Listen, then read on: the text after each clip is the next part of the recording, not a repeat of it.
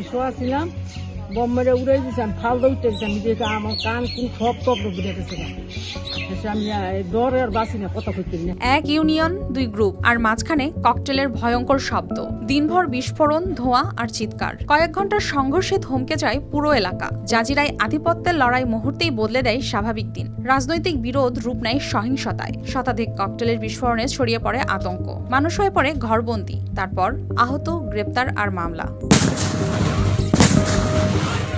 গত রোববার জাজিরার বিলাসপুরে আধিপত্যের লড়াই রূপ নেয় ভয়ঙ্কর সংঘর্ষে। প্রভাবশালী দুই গ্রুপের বিরোধ, দিনভর ককটেল বিস্ফোরণে ছড়িয়ে পড়ে আতঙ্ক। গুরুতর আহত হন এক যুবক।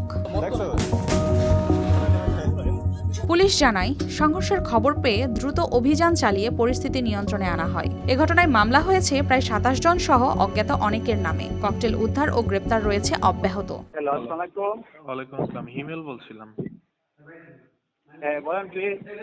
ভাই, ওই যে বিলাসপুরের ঘটনা এখনো পর্যন্ত কি কোনো মামলা হয়েছে? বিলাসপুরের ঘটনা তো মামলা হয়েছে। আচ্ছা, মানে একাধিক না একটাই? একটা মামলা হয়েছে। আচ্ছা, বাদী কি পুলিশ?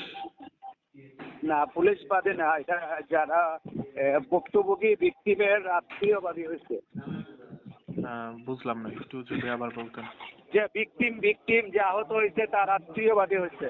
আচ্ছা, তার কে, মানে আত্মীয় বলতে তার কি বাবা বা ভাই তার একটু নানা বলা যায়? সম্পর্ক বললো। না।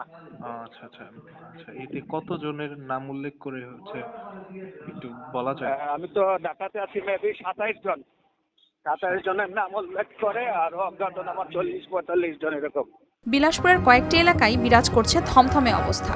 সংঘর্ষ এড়াতে পুলিশ দিচ্ছে টহল। পরিস্থিতি রয়েছে নিয়ন্ত্রণে বলে জানিয়েছেন প্রশাসন। News desk, RTV।